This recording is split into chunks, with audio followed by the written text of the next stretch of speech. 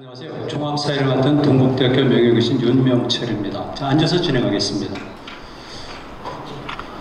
짧지도 길지도 않은 시간이었는데요. 이 시간 동안에 저 역사학자로서 약간 미안함과 참회라는 감정 들고 그러면서 상당히 많은 걸 배웠습니다. 제 주전공은 고구려사 함께 동아시아 해양사이거든요. 그리고 우리 민족의 정체성을 찾는 작업에 관해서는 비교적 젊은 날부터 공부해온 편이죠. 그래서 여러 가지 책과 논문들이 있는데요. 그리고 오늘 이전에 소개된 결정적 계기는 단재 신초 선생님과 연관된 겁니다. 예관 선생님과는 조금 거리가 있지만은 제가 단재 선생님에 관해서 특별한 감동을 갖고 제 역사 이론의 상당히 많은 부분은 단재 선생과 연결이 되어 있습니다. 그래서 역사학계에서는 비교적 단재 신초라든가 백암 박은식 또는 정인보 선생님, 기타 등등 산후 장도빈 이분들에 관해서 비교적 잘 인정 안 하는 분위기인데 개인적으로서는 역사학계에서 제가 줄기차게 그런 부분들을 주장해왔고 제 이론들의 상당히 많은 부분들이 그분들에게 연관이 돼 있어요. 그리고 세월이 지나다 보니까 이제는 그런 것들이 많이 수용이 된 거죠. 뭐 예를 들면 역사 유기체론이라든가 고구려 수단 간의 전쟁을 국제대전으로 본다라든가 뭐 등등이 있고요. 단재 선생님은 특히 제가 단재 선생님 때문에 그런지 모르겠지만 어려서부터 이 강한 이미지 때문에 저도 사실은 문학을 하거든요. 그래서 조금 전에도 어디 가서 강의를 오고 왔는데 제가 역사를 하면서 글을 쓸 때 시집을 14권을 냈는데 출판한 거는 전부 다 역사 사상에 관한 것이죠. 그러다 보니까 여러 가지 면에서 단재 선생은 저희 각별한 의미를 가지고 있습니다. 제가 세 분의 발표를 들었는데요. 저로서 전부 다 감동적이었어요. 안치섭 선생님이 예관 신규식의 동재살동 평가. 제가 동재사에 관해서는 우리가 역사학자로서 대충 들었지만 이렇게 구체적으로 듣기는 좀 처음인 것 같아요. 그래서 마치 이게 한 권의 단행본 수준이라는 생각이 듭니다. 물론 발표자께서는 나중에 겸손의 말을 쓰셨지만은 이건 단행본 수준에 가깝다. 이런 평가를 제가 할 수밖에 없고요. 그리고 또 한 가지는 마지막에 5개에 걸쳐가지고 결론을 내리셨는데 첫 번째가 대종교의 연관성이거든요.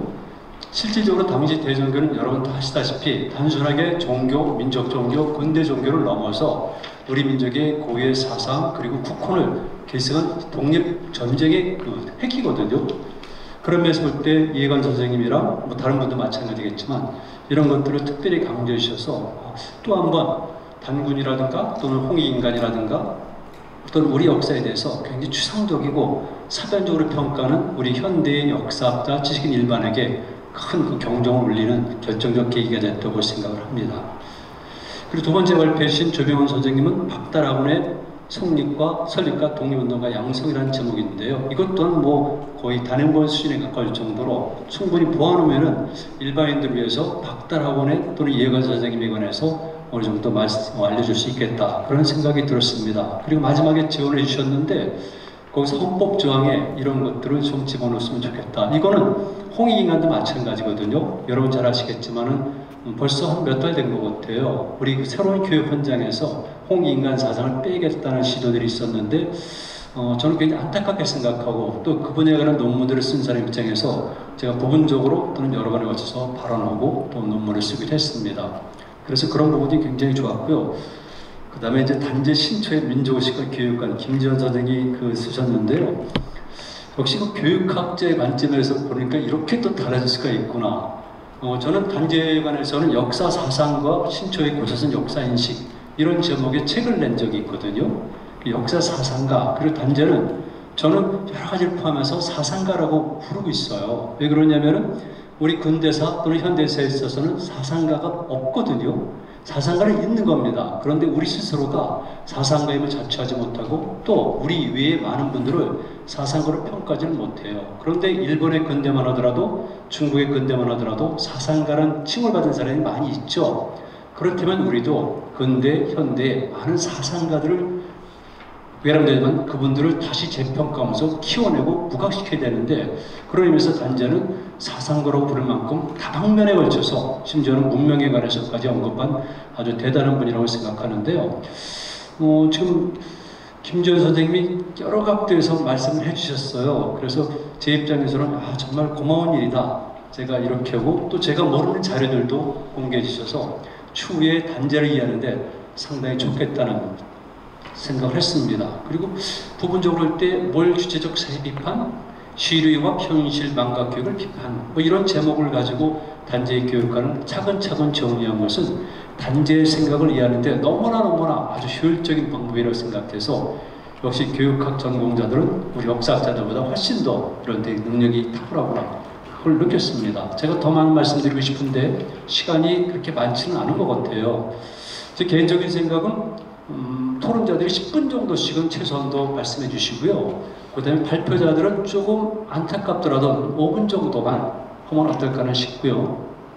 논쟁 적상은 별로 없는 것 같아요. 그래서 토론자들도 오셨으니까, 그리고 더 많은 생각들을 갖고 계시니까 10분간에 걸쳐서 압축적으로 말씀해 주시고요.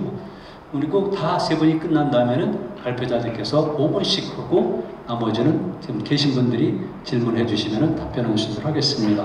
그래서 첫 번째 순서는요, 안지섭 선생님에 대한 토론자로서 이동희 선생님이 일단 하시고요. 그 다음엔 이병록 선생님, 원정욱 선생님, 이렇게 순서대로 제가 거론을 앞으로 차근차근 넘어가면 되겠습니다. 제가 딱 10분근이라고 말씀드렸습니다. 그래야지 다른 분들이 말씀하실 수 있으니까. 예, 안녕하십니까. 충북대에 근무하는 이동희라고 합니다. 10분 주셨는데 최대한 더 일찍 끝내보도록 하겠습니다. 앞에 사회자분께서 말씀하신 것처럼 발표 자료에 대한 평가는 이미 다 하셨기 때문에 할 이유가 없을 것 같고요. 제가 이제 이 발제 자료를 들으면서 제가 개인적으로 들었던 생각을 몇 가지 좀 정리해서 말씀드리는 게 낫겠다는 좀 생각이 들었습니다. 일단은 여기 계신 분들 다 아시는 것처럼 우리 역사가 1876년 강화도 조약 이후에 상당히 침체기를 겪지 않습니까? 그래서 사실 여러분들도 고등학교나 중학교 때 역사를 배우실 때 강화도 조약 이후의 역사를 배우시는 걸 되게 싫어하셨을 것 같습니다. 제가 그랬거든요. 저도 역사를 좋아하는 사람 중에 하나인데 이 시기부터는 사건도 많고 외울 것도 많았지만 무엇보다도 우리 민족이 좌절하고 일제에 망해가고 또 그 일제에 핍박받는 역사가 자존심 상하고 왜 우리는 이렇게밖에 못했을까, 이런 부분이 부각되면서 상당히 좀 민족적인 수치심이라고 그럴까요? 어떤 열등감도 생기고 이런 느낌을 받으면서 그 당시는 좀 공부하기가 싫다, 이런 생각이 좀 개인적으로 많이 들었었습니다. 근데 이제 오늘 이 자리에서 발제 자료를 듣다 보니까 왜 그래야만 했을까라는 생각이 좀 들더라고요. 사실 이제 우리 일제강점기나 근대사를 보면 대부분 우리가 침략당한 거에 초점이 맞춰진 것 같습니다. 단적인 예로 우리가 일제강점기를 시대 구분하는 걸 보면 1910년대를 무단정책이라고 하고 1920년대를 문화정책 시기라고 하고 30년대 이후를 병창기지 정책 시대라고 부릅니다. 근데 이게 뭐에 의한 시대 구분입니까? 일제 총독부가 우리나라의 편 정책을 기준으로 한 시대 구분입니다.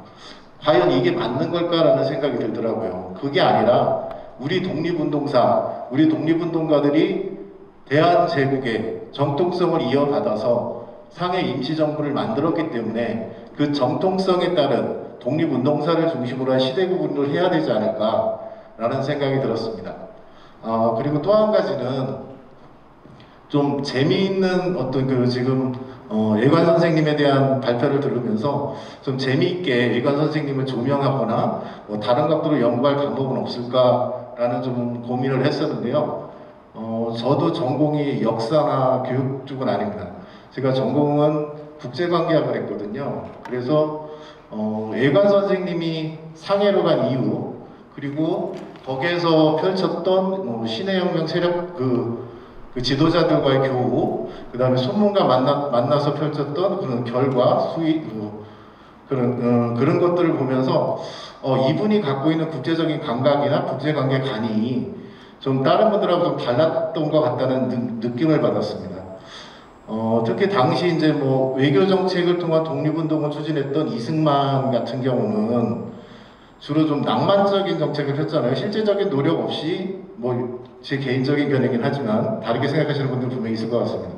개인적인 어떤 절대적인 노력보다는 미국 대통령한테 편지로서 호소를 한다거나 또는 무슨 국제 회의가 열리면 거기에 기웃거리면서 우리나라 입장을 전달하려고 하려거나, 근데 이런 것들 뒤에 어떤 실제적인 그 나라 정치인과의 어떤 친밀 관계의 형성이라든지 아니면 어떤 대안을 갖고 접근했다기보다는 그냥 이렇게 하면은 인도적인 차원에서 그 사람들이 우리 의견을 들어주겠지, 이런 면이 훨씬 강했던 것 같습니다. 그와 반대로 이제 그 애관 선생님 같은 경우는 어떤 현실적인 그 국제 감각이 있으셨던 것 같아요. 예를 들어서 신해 혁명에 참가를 하시면서 실제적으로 그 세력들한테 이익을 주신 거잖아요. 이 사람이 쓸모가 있네? 우리 혁명에 이런 도움을 줬어? 쓸모가 있어? 그런 것들을 받아들이니까 그 사람들도 이건 선생님이 원하는 조건을 들어줄 수 있는 그런 인간관계나 어떤 외교관계를 맺을 수 있지 않았나 하는 생각이 듭니다. 그리고 이제 상해를 가신 분도 좀 주목해야 될 부분이, 당시 이제 1911년도에는 아까 발제자도 얘기했지만 대부분 간도나 만주에서 무장투쟁을 하기 위해 준비하던 독립군들이 대부분이었습니다. 그 독립운동가들이. 근데 이관 선생님께서 상해로 처음 가셔서 그쪽에서 다른 후발대로 오는 독립운동가들을 양성하시고 결국은 상해 임시정부를 수립하는데 혁혁한 공로를 세운 그런 그 어머니 아버지의 역할을 하셨는데, 그럼 왜 과연 상해로 갔을까? 뭐 발제자도 얘기를 했지만 제 생각에는 당시 상해는 잘 아시겠지만 중국 땅이지만 중국 땅이 아닙니다. 일찍이 그 아편전쟁 이후에 개항을 해서 많은 열강들이 들어와 있었습니다. 그래서 국제적인 흐름이나 이런 것들에 대한 정보가 빠를 수 있고, 또 가장 중요한 건 일제가 영향력을 많이 미칠 수 없는 곳이라는 장점이 있었겠죠. 그런 어떤 국제적인 시각이 좀 남다르셨던 분이 아닐까라는 생각이 들었습니다. 그래서 앞으로 만약 이 부분에 대해서 제가 공부하는 쪽에서 접근을 한다면 애관 선생님의 그 국제관계에 대한 시각이나 외교정책 뭐 이런 것들과 이승만의 그 외교관과 뭐 국제정책 이런 것들을 비교하는 연구를 한번 진행하면 좋을 것 같다라는 생각을 한번 해보았습니다. 10분 됐나요? 좀 더 얘기해도 될까요? 네, 조금 더 하셔도 됩니다. 예, 그리고 10분까지거든요. 예, 그리고 추가적으로 좀 든 생각이, 제가 어떤 분의 강의를 듣는데 그런 말씀을 하시더라고요. 앞으로 100년이 됐든 200년이 됐든 북한과 지금 우리 남한이 통일을 한다고 생각을 해봅시다. 통일된 후에 후손들이 지금의 시대의 역사를 바라볼 때 어떻게 바라볼 것인가? 과연 남한이 우리 민족의 정통성을 가지고 제대로 우리 민족의 정통성을 가지고 통일을 이뤘어 이렇게 평가를 할 것인가? 아니면 남한은 매국노와 친일파들이 장악을 한 국가였어. 그냥 잘 살기만 했어. 독립운동가와 우리 민족의 정통성은 북한이 가지고 있었어. 이런 평가를 할 수도 있지 않을까요? 후손들이 그런 평가를 하지 않게 하기 위해서 오늘 이론 작업이 더 필요하다고 생각합니다.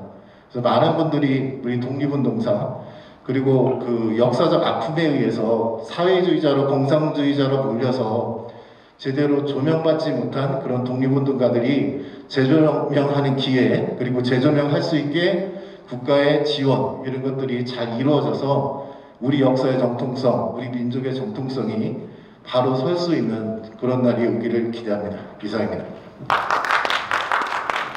이동희 선생님이 말씀해 주셨습니다. 두 번째 발표자죠. 조병훈 선생님에 대한 토론자로 이병록 선생님이 말씀해 주시겠습니다. 저는 광군에서 의병으로라는 별명을 가지고 있는 이병록입니다. 오늘 4가지 즐거움을 느꼈죠. 우리 신교식 선생님과 신채호 선생님, 그 다음에 동제사 박다라움을 재조명하는 뜻깊은 자리에 참석할 수가 있었고, 두 번째 근대사에 대한 그 지식이 부족했는데 여러 연구자들한테서 많은 것을 배웠고, 그 다음에 또 충북교육청이 이렇게 민족교육에 관심이 있구나 하는 걸 느꼈고, 네 번째는 뜻을 같이 하는 여러 의병들을 만나서 반갑습니다.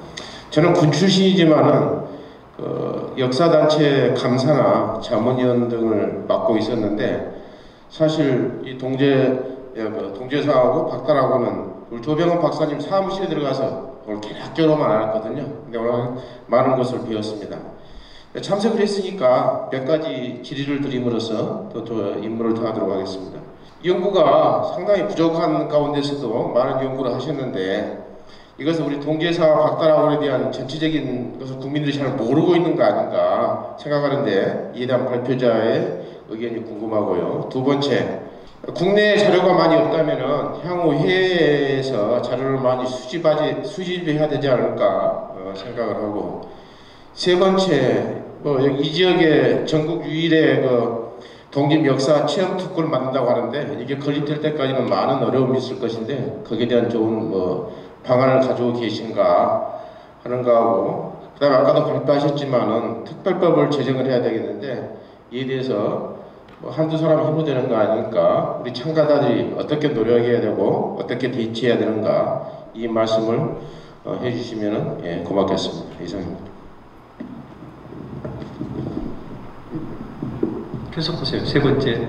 네. 원영희 선생님. 네, 안녕하십니까. 저는 진천에 있는 은용을 중학교에서 역사를 가르치고 있는 역사교사 원종혁이라고 합니다.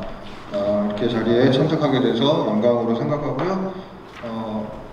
건국대 김지현 교수님의 단재 선생의 민족주의 교육관에 대해서 발표를 듣고 몇 가지 드는 의문, 질문거리, 그 다음에 제가 드는 개인적인 소회를 말씀드리고자 합니다.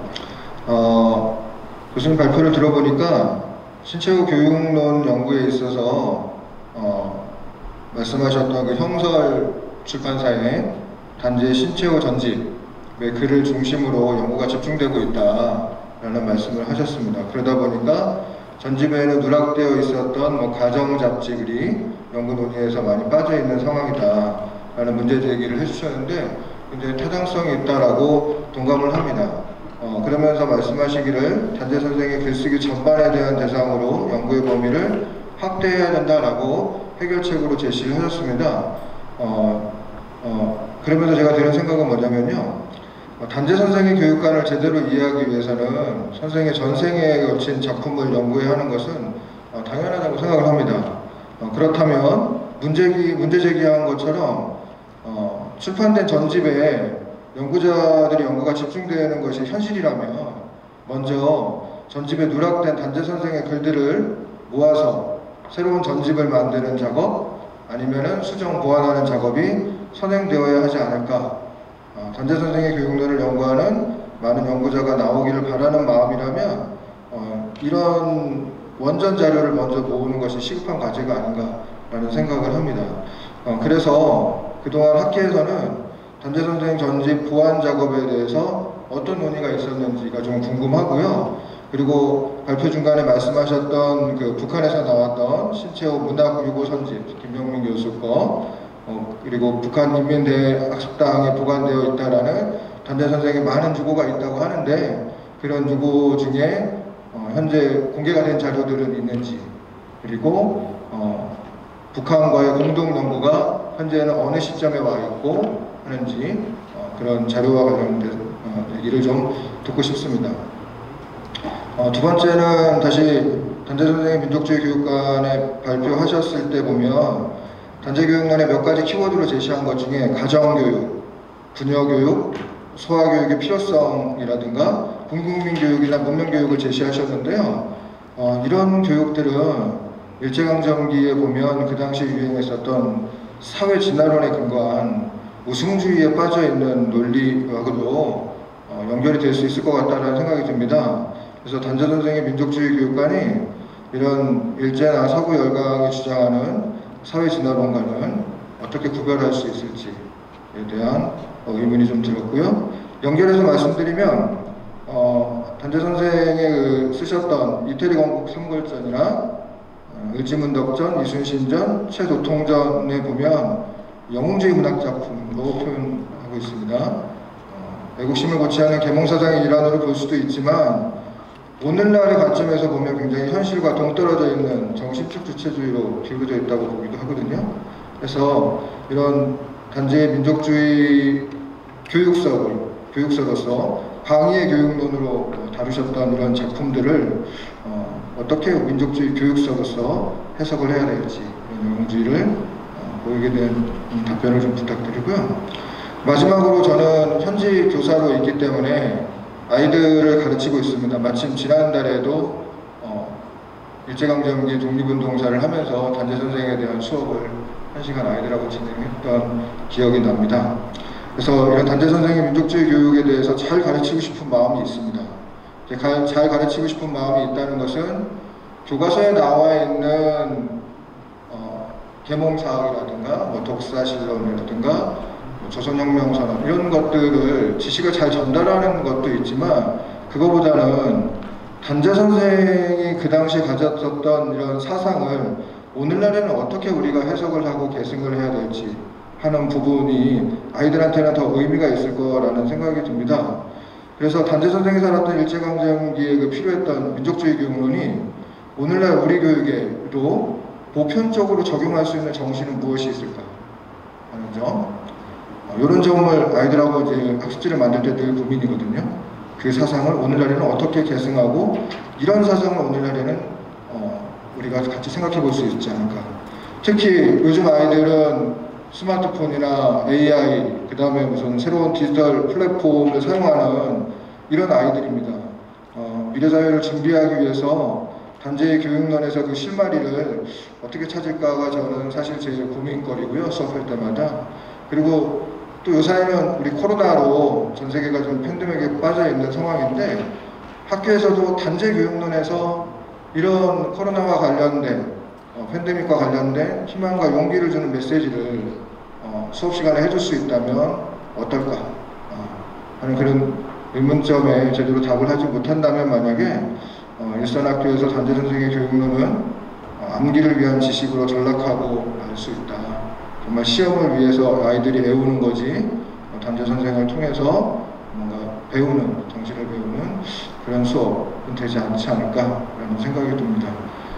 그래서 제가 지난달에 했던 학습지를 다시 꺼내서 보니까 마지막 부분에 이렇게 제가 만들어 놨더라고요. 단재 선생의 그 정육과 애국이라는 책에 나오는 애국하라 큰 소리로 가르치지 말고 조국 위인의 전기를 이야기하며 지역 산천에 대한 책을 읽게 하여 자기가 사는 나라에 대한 생각을 깊게 하는 것이 낫다 라고 해서 제가 있는 곳이 진천입니다. 그래서 요사이는 진천에 있는 이상설 선생, 그 다음에 포석 조명희 선생에 대한 이야기를 하고 그리고 진천에 있는 지역사에 대한 수업을 아이들과 같이 하면서 단재 선생이 말씀하셨던 그런 걸 실천하는 노력들을 하고 있고요. 아이가 맨 마지막에 단재와 관련된 수업을 듣고 본인이 적은 나눔글이 있는데 한 줄로 적었는데 뭐라고 적었냐면요. 단재 선생을 보면서 나만이 할 수 있지만 나 혼자서는 할 수 없습니다 라는 글이 생각이 난다라는 아이의 그 중학생의 글입니다. 이런 걸 보면서 우리 오늘 교수님을 통해서 우리 단재 선생의 민족주의 교육관에 대한 심도 있는 고견, 특히 이런 정신을 어떻게 이어가면 좋을까 하는 게 오늘 꼭 듣고 싶었던 질문 중에 하나입니다. 감사합니다. 세 분의 토론자께서 좀 말씀해 주셨는데요. 첫 번째 토론자께서는 크게 논쟁거리 제공하지 않으셨고 주로 개인의 의견을 많이 말씀해 주셨어요. 그것도 굉장히 가치가 있다고 생각합니다. 그런데 두 번째 이병록 선생님은 그냥 4가지 정도의 어떤 주문 이런 것들 말씀하셨고 마지막에 원장엽 선생님은 크게 보면 4가지지만 실질적으로 10가지가 넘는 것 같거든요. 저는 개인적으로 오늘 지금 사회 맡으면서 발표자들에게 많은 걸 배웠다고 말씀을 드렸죠. 그런데 토론자들의 토론 내용을 보면서 또 많이 배웠습니다. 왜냐하면 제가 역사학자고 단재라든가 독립전쟁 이런 데 관심이 많기 때문에 시대는 고대사에 주력하고 있지만 역사는 미략이라는 것이 역사학교의 제 명제였거든요. 그래서 이 토론자들의 이런 내용을 들으면서 제가 생각할 게 너무나 많았어요. 그래서 제가 앞으로 공부하는데 도움 받도록 하겠습니다. 시간이 5시 반까지는 끝내야 된다고 말씀하셨거든요. 그래서 플로어에서 조금 더 이야기해 주신다면 아무래도 김지현 선생님이 답변할 시간이 많아야 될 것 같아요. 기본적으로 10가지가 넘으니까 반만 오더라도 시간이 많이 걸릴 것 같아서 이렇게 진행하겠습니다. 먼저 앞부분에서 짧게 답변들 하시고 또 답변하시고 시간이 남으면은 혹시 원재욱 선생님이 미진하다 생각하면 다시 한번 김지현 선생님에게 마이크를 넘겨서 답변을 듣도록 하죠. 그래서 먼저 짧게 두 분이 하시고 그 다음에 김지현 선생님도 비교적 조금 길게 하시고 시간이 남으면 더 길게 하시도록 하시죠. 자, 안치섭 선생님 답변하시죠. 예, 좋은 말씀, 코멘트 감사하고요.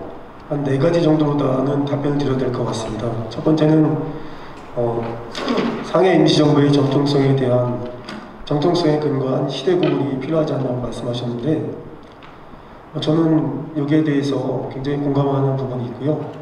상해 임시정부의 정통성이 독립운동사로다 기록되는 것보다는 대한민국의 정부로서 역사 속에 끼워 넣기를 하면 어떨까라는 생각을 해봤습니다. 그게 반드시 필요하다고 생각이 들었고요. 그러기 위해서는 정치적인 어떤 영향력이 있어야지만이 그게 가능할 거라고 저는 생각이 듭니다. 두 번째는 그 연구의 초점이 최근에는 재미라는 말 많이 쓰잖아요. 재미있고 뭐 힐링되고 스토리가 있는 그런 게 있었으면 좋지 않겠나 이렇게 말씀하셨거든요. 제가 알기로는 독립운동사에 관련된 역사는 아니지만 픽션로다 밀정이라든가 봉오동 전투, 아나키스트 이런 것들이 전부 다 독립운동사에 관련된 영화들이거든요.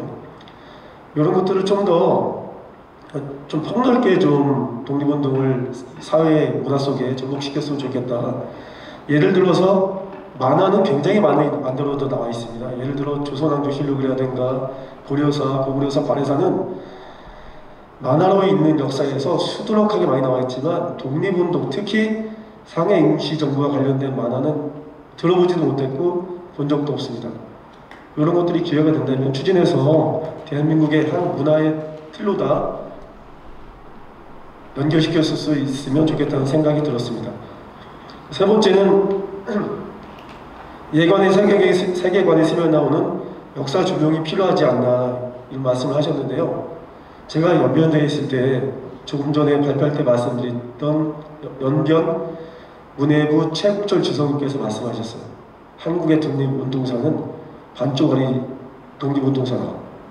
이런 말씀을 하시더라고요. 그래서 왜 그러냐? 한국의 독립운동이 어디에서 가장 많이 이루어졌냐? 시작은 완주와 연해주. 그리고 가장 호황기를 누렸던 때는 당연히 상해입니다. 그래서 이 세 가지가 삼일체가 돼야지만이 진정한 독립운동의 역사가 퍼즐처럼 끼워 맞춰진다고 말씀을 하시더라고요. 그러기 위해서 우리 시대가 부단히 노력해야 되지 않나라는 생각을 했습니다. 그리고 또 한 가지는 시대를 거치면서 계속 묻혀지고 잊혀지는 것들이 마치 습관화되어 있습니다.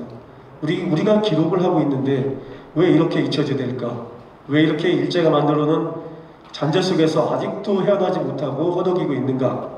라는 생각을 했는데 그러면서 또 한 가지 생각은 뭐냐면 저 뒤에 신한호 회장님 계시잖아요. 대한민국에서 동제사를 가장 많이 알고 계시고 조상들로부터 들은 이야기, 책자, 서류 모든 것을 다 가지고 계십니다.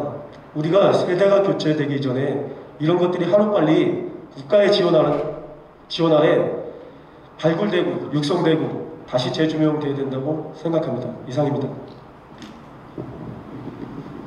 네, 지금 안치섭 선생님이 4가지를 말씀해 주셨잖아요. 토론자보다 더 많이 말씀해 주셨는데 혹시 선생님 더 하실 말씀이 있나요? 토론자께서 짧게. 예, 제가 어떻게 하면 대중에게 우리 독립운동사나 독립운동가를 잘 알릴까에 대한 고민도 사실 했었는데 아까 시간 관계에 있다는 걸 좀 뺀 게 있습니다. 아까 발표자께서 영화 얘기를 했는데 영화도 그렇고 예를 들면은 약산 김원국 선생님 같은 경우는 사실 몇 년 전만 해도 대중적으로 인지도가 거의 없었거든요. 근데 밀정이라는 영화가 히트를 치면서 많은 관심을 갖게 됐고 또 거기에 또 밀정이라는 영화가 있는데 초반부에 쌍권총을 쏘면서 일본 순사와 일본군들만 한 100여 명이 넘는 사람과 1대 100, 1대 1000으로 붙으신 분이 영화의 초반에 등장합니다. 그분이 김상호 의사를 모티브로 해서 만든 그 캐릭터를 만들었다고 하더라고요. 그래서 이런 것들이 대중적으로 좀 사람들의 관심을 끌려면 소설, 영화 이런 것들이 좀 많이 만들어졌으면 좋겠고 사실 영화나 소설은 많은 자본과 노력이 필요하기 때문에 그 전에 유튜브 콘텐츠가 좀 많이 만들어졌으면 좋겠어요.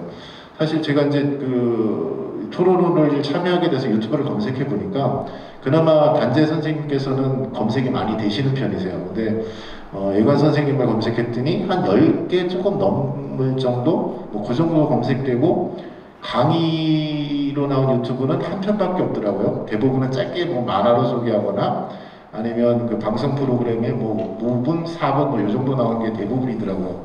그래서 예관 선생님의 삶을 이렇게 듣다 보면 상당히 다이내믹한 부분이 많거든요. 뭐 신의 혁명에 참여를 하셨으면 거기서 전투도 벌이셨을 수도 있고 또 뭐 미안스키나 뭐 그런 어떤 그 중국의 보수 세력에 의해서 쫓기는 실이나 뭐 이런 것도 충분히 있을 수 있고 많은 그 액티비티한 분들이 있기 때문에 그런 것들을 소재로 해서 어떤 작품을 만든다거나 하면 좋을 것 같고요. 또 하나는 이제 작품 중에 요즘 그 저희 나라 웹툰이 한류에서 아주 많은 부분을 차지하고 있습니다. 그 여기 계신 분들은 잘 모르실 수도 있지만 우리나라 웹툰이 예전에 그 일본 만화영화 하면 최고였잖아요. 그 정도로 우리나라 웹툰이 지금 세계적으로 인기를 끌고 있다고 합니다. 그래서 여건이 된다면 뭐 어디에 지원을 받아서 그런 독립운동가를 모델로 한, 주제로, 소재로 한 웹툰 공모전 같은 걸 열게 되면 그걸 지망하는 그 학생들이나 젊은 작가들이 공모를 하고 그를 통해서 대중에게 좀 더 알릴 수 있는 그런 방안이 되지 않을까라는 좀 생각을 해봤습니다. 이상입니다. 네, 제가 오면서요 어디다 전화를 했었는데 한상도 교수라고 있어요. 그래서 역시 김원봉 연구를 옛날 공부해 최고죠. 저는 그 독립운동사 전공자들이 이렇게 얘기해요. 독립운동이란 말 대신에 독립전쟁이란 말 쓰라고.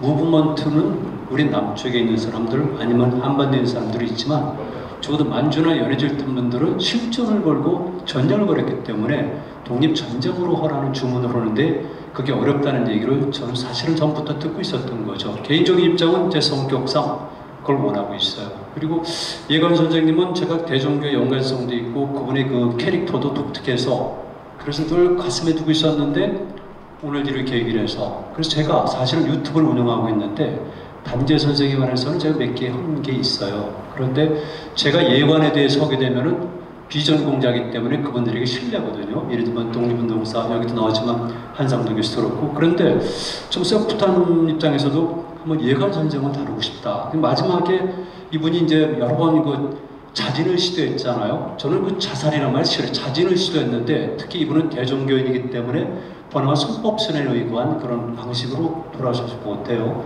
나철 대종사라든가 등등 계시니까 마지막에 25일째 단위식하면서 정부란 말이 이렇게 순국하셨다고 그랬는데 그 말이 정말 맞는다면은 이건 보통 문제가 아니거든요. 그래서 저는 개인적으로 이런 것들도 좀 더 많이 알리면 좋겠다 생각을 합니다. 뭐 저도 할 말 많지만 언제든지 종합사회자는 말을 최대한으로 차지해야 되니까 이제 두 번째 토론자니까 선생님이 하시죠. 조 선생님이 답변하시죠. 네, 제가 발표 시간을 최대한 줄였던 것은 토론 때 시간 좀 더 쓰려고 했는데 또 여의치 않은 것 같습니다. 최대한 줄여보겠습니다. 우리 개동님께서 보니까 질문지를 5장을 준비해가지고 오셨는데 그냥 핵심 사항만 4가지를 말씀하신 것 같아요. 제가 제대로 이해했는지 모르겠습니다만 박달학원이 잘 알려지지 않은 이유, 우리 일반 시민들이 잘 모르는 이유 한 가지, 그 다음에 국외 자료 수집에 대한 계획이 있는가, 그걸 여쭤보신 것 같고, 그 다음에 세 번째가 체험 교육, 특구 건립과 관련된 어떤 계획이 있는가, 그리고 이제 네 번째가 특별법을 제정하려면 여러 가지 어려움이 있을 건데 거기에 대한 방안이 있는가, 그리고 4가지로 제가 이해를 했습니다. 첫 번째, 우리 시민들이 박달학원을 잘 모르는 이유를 우리 토론자께서 잘 말씀해 주셨으면 제가 뭐 답변 안 해도 될 것 같는데 말씀 안 해주시고 저보고 묻는데 저는 이렇게 생각합니다. 상해 임시정부에 대한 인식이 부족한 것도 하나의 원인이 된다. 우리 정부 수립, 정부와 국가 수립 이런 데 대해서도 좀 혼선이 있는 것과 마찬가지로 합방에서 상해 임시정부 수립까지 그리고 그 10년간의 지금 공백기가 있다는 거죠. 상해 임시정부가 그냥 하늘에서 뚝 떨어진 게 아니고 우리 동재사와 외경 선생님과 많은 사람들의 노력에 의해서 탄생이 됐는데 그 과정이 생략됐다. 그것 때문에 많은 사람들이 잘 알지는 못하는 하나의 요인이 된 것 같기도 하고요. 이제는 역사의 보편성, 우리 역사 학자들만의 전유물이 아니지 않습니까? 누구든지 많은 정보를 접할 수가 있고 또 공부를 할 수 있고 또 이런 자료들은 얼마든지 많이 이제 구해서 우리가 보고 또 연구를 할 수 있는 이제 이런 시점이 됐다고 봅니다. 그래서 이 10년 동안 없어진 역사 이거는 우리가 복원을 해야 된다. 그래서 아까도 제가 말씀드렸습니다만은 이것을 연구하는 학자들이 없기 때문에 아직까지 많이 안 알려졌지만은 지금이라도 충분히 우리 동계사 또 여기 계시는 분들이 노력한다면 충분히 가능할 것이다 이렇게 보고요. 당연히 일본이나 중국에는 자료가 많이 있다고 생각이 듭니다. 우리 김정일 교수님께서도 연변대학교도 말씀해 주시고 독립성통합대학교도 말씀해 주셨습니다만 당연히 여기서는 북한도 우리가 국외라고 볼 수 있겠죠.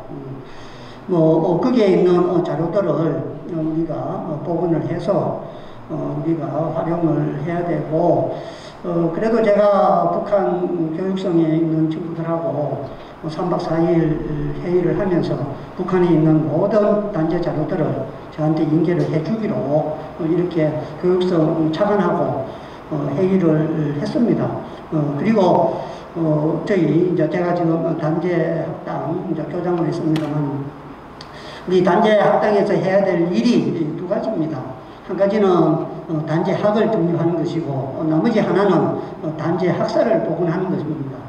중국에 있던 단체 학사 또 보수톡에 그룹에 활동할 때 거기에 있었던 그 유적지 이거 이제 복원하는 게 우리 단체 학당에서 추구해야 될 2대 과제로 추진을 하고 있습니다. 그 일환으로 북한이나 중국이나 일본에 있는 자료들은 최대한 수집을 할 계획입니다.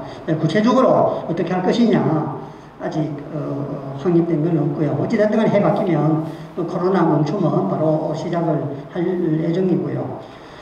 그 다음에 세 번째가 특구 관련입니다. 독립기념관이 지금 우리 천안에 있습니다만 그때 최종 후보지로 거론된 데가 우리 미용면 일대인 줄로 알고 있습니다. 상당히 많은 유적지도 많고 또 인물들도 많이 배출한 곳이죠.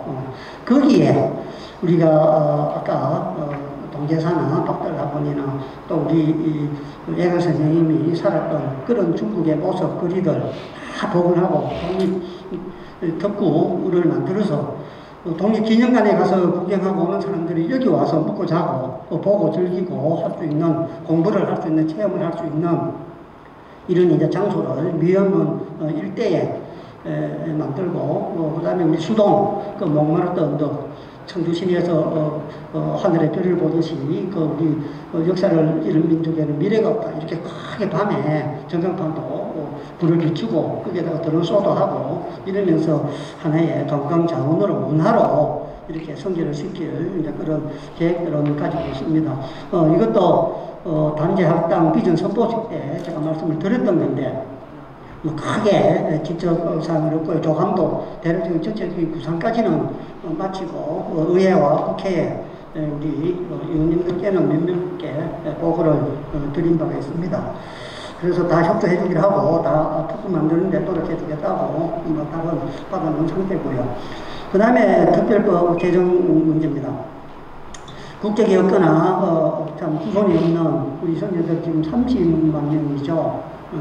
이 사람들이 지금 위패만 모셔다 놓고 그걸 우리가 지금 모시고 있는데 그 후손들을 생각해 보면 뭐 가슴이 아프죠. 물론 후손이 없는 이제 선율들은 어떻게 할 방법이 없으니까 뭐 그렇게 하고 있습니다만 참 안타까운 일들이 많고요. 특히 우리 단재 선생님도 서울에서 살던 삼청동 이통 4호 집을 대한매일신부에 광고를 내고 전국으로 가서 못 돌아오셨습니다만 그 땅도 지금 국가가 등록을 해가지고 개인한테 팔아서 이익을 취하고 있습니다. 그래서 국적을 회복하고 그거 환수 소송을 냈는데 지금 다 졌습니다. 제가 능력이 없어가지고 결국은 못 이겼는데 그 판사 판결하는 사람들이 다 친일 내지 역사를 모르는 사람들이기 때문에 그거는 뭐 어쩔 수 없는 그런 한계다 그렇게 생각합니다. 그 외에도 지금 우리 토지 관련 후손들이 피탈재산 환수에 대한 특별법을 만들고자 땅과 사람이죠, 그죠? 판적이죠. 땅에 대한 빼앗긴 그 피탈재산 찾는 거와 그리고 또 국적이 없어서 지금 원원이 구천을 떠돌고 있는데 그분들의 국적을 회복시키는 이 두 가지 일은 제가 전공을 살려서 열심히 해볼 계획입니다. 이 부분도 특별법을 만들어서 국회에 보내서 사전 검토는 어느 정도 다 마쳐놓은 상태입니다. 그래서 머지않아 뭐 내년 정도 1년 열심히 하면 이 네 가지 정도 전부 다 어느 정도 가치적인 성과 내지 진척 사항이 있을 걸로 그렇게 생각합니다. 답변이 잘 됐는지 모르겠습니다. 네, 여기까지만 하겠습니다. 네, 좋은 답변을 해주신 것 같습니다. 혹시 그 안철 선생님, 예건 선생님에 관한 것들은 모은 자료집 같은 거는 없습니까?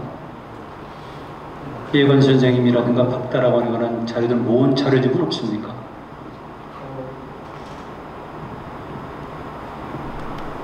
제가 알기로는 전집이 나온 건 알고 있고요. 그 전집은 어디서 나왔습니까?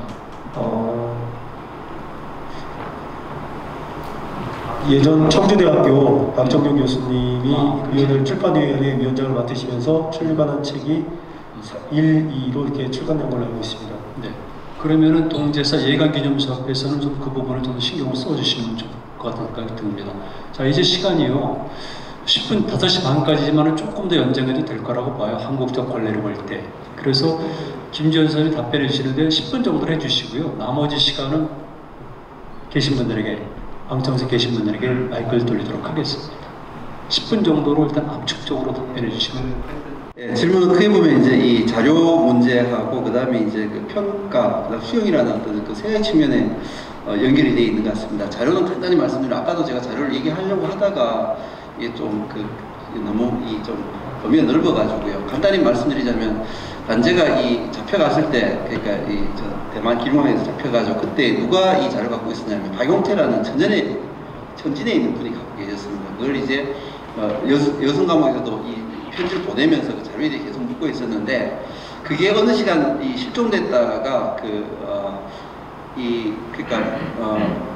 중국 정부 수립 이후에 그러니까 이 북한 중국 대사관에서 북한 대사관으로 넘어갔다라고 합니다. 그거는 이 연변대에 계신 이 김영민 선생님이 이제 증언한 거고요. 그래서 거기에서도 모르고 있다가 60년대 초에 이제 북한 국립중앙도사인데 나중에 인민대 학술단으로 크게 되죠.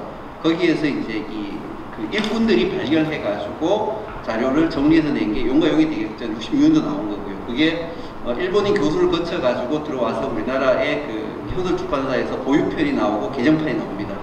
그리고 그 자료를 또 그 김현민 선생이 이제 그 김일성대 가서 이 논문을 쓰면서 베껴 나온 게 있는데 우리가 2008년도에 이제 그 단제 전집을 독립기념관에서 만들었습니다. 그때 어쨌든 협상을 벌여가지고 가져오려고 했는데 또 얘기는 했었고 또 북한에서 하여튼 1억 정도를 요구를 한다라고 그러더라고요. 근데 그걸 하여튼 어쨌든 수용을 하려고 했는데 일단 하여튼 비용 문제가 있었고 그 다음에 이제 정권이 바뀌면서 그런 어떤 요로들이 다 끊어지면서 결국은 못 실었다라는 걸 제가 말씀을 드리고요. 그리고 이 용과 용의 대격전하고 이 신치호보다 유고 선집에 그 일부는 들어가 있습니다. 많은 부분이 들어가 있고요. 일부 빠진 부분이 있는데 그거는 못 실었고요. 그다음 자료가 그것 이후에도 제가 이 권업신문이라든가 또는 이 가정잡지도 그 이후에 발굴이 됐습니다. 그거랑 그다음 황성신문에서 대동고사라는 게 한 580편 정도 됩니다. 그게 이제 제가 찾아보니까 그건 단재가 썼던 거더라고요. 아까 아방윤리기론과도 아주 밀접하고 수많은 자료가 있는데 우리가 이제 또 다른 전집을 만들 필요는 있을 것 같고요. 그게 77년에 처음 이제 그 1차 완성이 나오고 그 다음에 2008년에 나왔는데 한 40년이죠. 그리고 우리가 2008년 이후에도 제가 보기에는 아직 상당한 두께로 이 보유를 낼 수 있는 어떤 그런 형편인데 아직 그걸 낼 수 있는 어떤 형편은 안 된다라는 말씀을 드립니다. 필요하다라는 말씀을 드리고요. 그다음 두 번째는 이제 단재의 어떤 초창기 교육 사상 내지 어떤 사상 자체가 사회 진화로 아주 직결되어 있습니다. 그리고 단재는 영국 대만론을 외치면서도 한편으로 보면은 그 제국주의를 비판하면서도 제국주의적인 어떤 특히 을지문덕은 뭐라고 얘기하고 있냐면은 을지문덕은 제국주의자 아니라라고 얘기를 하고 있습니다. 그러니까 한편으로 부정하면서 한편 긍정하는 어떤 그런 면모를 띠고 있는데 그게 바로 애국 개몽기에 누군가 좀 용이 나와가지고 우리 어떤 침탈되는 국토를 좀 던져주었으나 하는 어떤 그런 기대가 더 컸는 것 같고요. 그 이후에는 이제 크로프트킨의 어떤 상호구조론 같은 거를 받아들이고 또 아나키즘으로 변환하는데 그러면은 그의 어떤 사상이라든가 아니면 또 영웅 대망론 이게 그 현재 시점에서 어떤 의미를 갖는가 이건 이제 수용의 문제인데 저는 그렇게 생각합니다. 이게 예를 들어가지고 사왕 자체가 오늘날은 어떻게 보면 유사시가 아니고 평시이고 오늘날의 관점에서 보면은 예를 들어가지고 이 파괴를 해야 된다 아니면 또 어떻게 보면 하여튼 파괴나 폭력이 어떻게 보면 저도 해면서도 그걸 주장하는 거지 않습니까?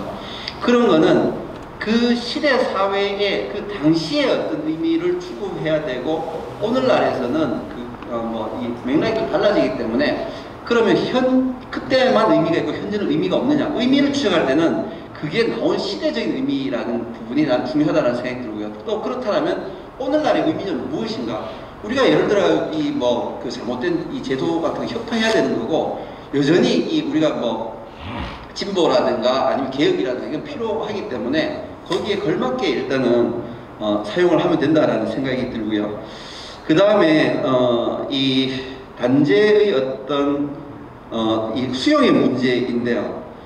이건 3번, 4번이 아마 같이 좀 연결이 되어 있는 것 같아요. 단재를 통해서 무엇을 배울 것인가 하는 부분은 저는 어쨌든 아까 제가 단재 같은 경우는 주체와 민족 주체로 어떻게 나아가는데 민족 주체는 특히 나는 이 치자들한테 중요하다라는 생각이 들어요. 정치인들한테. 지금도 여전히 어떻게 보면 역사의식이 없어가지고 엉뚱한 소리 해제키는 이 정치인들 많거든요. 정말 단재로 보면 철퇴를 그냥 때리고 싶은 어떤 그런 이 정치인들 많은데 특히 정치를 하는 사람들은 그런 어떤 역사의식이라는 걸 담보를 하고 해야 된다라는 생각이 들고요. 그리고 또 단재를 평가하는 사람들 보면 단재도 모르면서 그게 무슨 어떻게 보면 제대로 된 사상이냐라고 하는데 근데 예를 들어가지고 저는 이 단재를 찾아다니면서 중국도 한 10번 넘게 가고 살았던 거 다 찾아다녔는데 알면은 그렇게 얘기하기 어렵다라는 겁니다. 그러니까 우리가 뭔가 1차적으로 제대로 알고 일단 해야 된다라는 거고 그리고 이제 단재 역사라든가 어떤 민족 주체에는 그런 측면에서 의미가 있다는 생각이 들고요. 그 다음에 아이들이 이걸 통해서 무엇을 배울 것인가 하는 이 부분이 어쩌면 이 질문 중에 제일 어떻게 보면 중요한 것 같아요. 저는 우리가 수용의 측면은 사실 발화자와 어떻게 수신자가 있다라면은 발화자가 어떤 말을 했든 수용자를 어떻게 받아들이냐에 따라 달라질 수 있다라는 생각을 하는데 이 수용 나는 이 교육이라는 것 자체가 이 오늘날의 어떤 일반적인 상황에서는 자기 주체를 찾아내는 그게 제일 중요하다고 생각하고 그 주체라는 게 어디에서 나오느냐 아까 이를테면 저기에서 이제 나는 이를테면 거꾸로 서도 죽겠다 아니면은 또 예수의 조선이 되지 않고 조선의 예수가 된다 이런 어떤 주체 이거를 그러니까 그 스스로 어떻게 보면 발견해내고 찾는 거 결국 아까 그 저는 이 선생님 말씀이 참 그 나만이 할 수 있지만 나 혼자 할 수 없다라는 말씀하시는가요? 아주 중요하다라는 생각이 드는데 이 학생들이 스스로 어떻게 보면 이 깨닫게 하는 게 참 중요하다는 생각이 드는데 거기에 어떻게 보면 그 주체라는 거는 사실은 우리가 가르쳐 줄 수 없는 거거든요. 저는 그 이 단재 어떻게 보면 이제 그 뭡니까 이 저 예술 제전에서 그 학생들 뽑아가지고 저도 이제 중국 한번 다녀오고 또 중국에 있을 때 학생들 이 저기 그 단재 기행 그 설명도 해주고 했었는데 걔네들이 그 다녀와 굉장히 많이 느끼더라고요.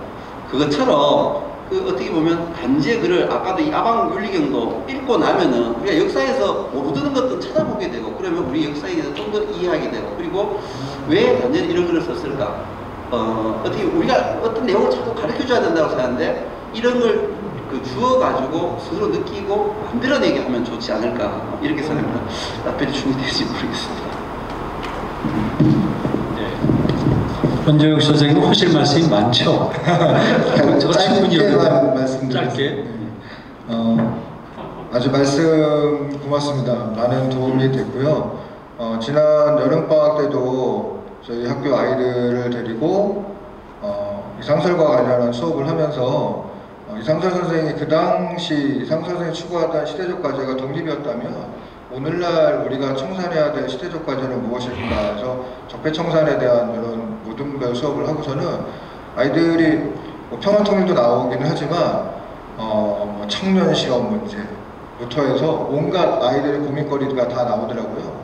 그거를 나온 거를 빈 박스에다 붙여가지고 그 이상선 선생 사당인 숙련사에 가서 박스를 세워놓고 물폭탄을 던졌어요. 그래서 적폐청산의 이런 퍼포먼스를 했던 기억이 있는데 그런 것처럼 지금 교수님 말씀 들어보니까 단재 선생도 마찬가지로 애국개몽운동이나 무장독립투쟁이나 아니면은 민중집결혁명론이나 무정부주의 이런 것들이 그 당시 시대나 형편에 맞게끔 탄력적으로 했었던 독립운동의 방편이라고 보면은 이렇게 상황에 따라서 바로바로 바꿀 수 있는 이런 변혁적인 모습, 혁명적인 모습, 주체적인 모습 얽매이지 않는 이런 모습을 오늘날에 우리가 배워야 될 정신으로 받아들일 수 있다라는 것도 생각을 하고요. 그리고 이제 특히 단재 선생님 오늘 특히 발표를 들으면서 주체, 민족 주체 뭐 이런 걸 통해 아이들이 스스로 발견하고 깨닫게 하는 것 굉장히 중요할 것 같다는 생각이 들고요. 사실 우리가 지금 하고 있는 요 장소 근방에 2024년에 단재고등학교가 세워지게 됩니다. 앞에 단재라는 이름의 고등학교고요. 그 고등학교는 제가 있는 학교가 충북의 유일한 공립대안학교입니다. 최초 대안학교고요. 두 번째 대안학교가 이제 단재고등학교가 되겠습니다. 단재고등학교는 지금 교수님 말씀하신 것처럼 학생들의 특성에 맞는 그런 특성을 찾아주는 개인 맞춤형 대안학교입니다. 옛날처럼 무슨 학교 부적응자들이 들어가는 그런 대안학교가 아니고요. 그런 의미에서 단재고라는 이름을 요 근방에 세워지기 때문에 이름을 쓰기도 했지만 어차피 그렇게 이름을 썼으면 단재 사상을 받아들여서 학교의 교육 목표, 이념을 좀 잡았으면 싶다라는 생각이 들고 저희 학교에 계신 선생님들 태반이 단재고 설립위원들이 있어요. 그래서 얘기를 해보면 그 단재 정신이 어떤 걸 받아들일 거냐라고 하면 아와 비아의 투쟁 뭐 이러고 계십니다 지금. 그래서 그거는 아닌 것 같은데 라는 생각을 하면서 오늘 좋은 말씀을 드린 것 같아서 그래서 제가 잘 전달하고 나중에 더 깊이 도움이 필요하면 우리 조명현 선생님이나 김정일 교수님께 도움을 요청하도록 하겠습니다. 네, 김주현 선생님이랑 권재욱 선생님은 용어 쌍방 두 분이 생각은 완전 비슷한 것 같은데 서로가 주고받으면서 단재 선생에 대한 이해를 아주 깊게 한 것 같아요. 그리고 또 원정우 씨는 말씀하실 때도 단계론에 입각해서 단재가 시대정신을 부응했다고 결론 내리신 거죠. 저도 전적으로 동감하고 누구나 동감하는데 제가 하나만 더 덧붙이면은 단재 선생을 비롯해서 예관 선생은 제가 정확히 모르지만 나머지 분들에 관해서도 제가 글을 쓰거나 고대사상 공자지만 썼어요. 사실은 글을 썼는데 이분들이 대한독립선언서를 비롯해서 그 다음에 여기 박탈학원이라는 명칭부터 하고 참여 이런 들 보게 되면은 기본적으로 대족이랑 밀접한 관계가 있고 그분들이 홍익인간이라든가 아니면은 단군을 포망을 했거든요. 그래서 경우에 단재 선생은 초기부터 그랬기 때문에 물론 윤세복 선생한테도 많이 영향받았죠. 그 이전부터 이분들은 우리 민족 사상에 대해서 관심이 많았죠. 그렇다면은 역사 유기체설을 주장하건 아니면 비하의 투쟁이건 간에 이런 것들은 시대 정신에 시대에 맞는 용어로 됐지만 그 내부적으로 흐르는 것은 궁극적으로 홍익인간을 지향하는 조화 합일, 상생과 공존, 자의식의 발현 이런 것들이 아닌가 생각을 해서 우리가 현상적으로 드러난 이런 역사 유기체설 서구적 개념이 아니라 저는 역사학에서 역사 유기체설을 주장하지만 늘 줄을 달아요. 유럽에서 얘기했던 역사 유기체설이 아니라 사실은 역사 생명체라는 용어를 쓰고 싶은데 일반인들이 수용을 못하니까 유기체라는 용어를 필요 쓴다고. 그래서 우리식의 유기체를 단재 선생은 일본을 통해서 받아들인 것이 쓸 수밖에 없었지 않나. 그런 대신자가 단재를 위한 변명을 해봤습니다.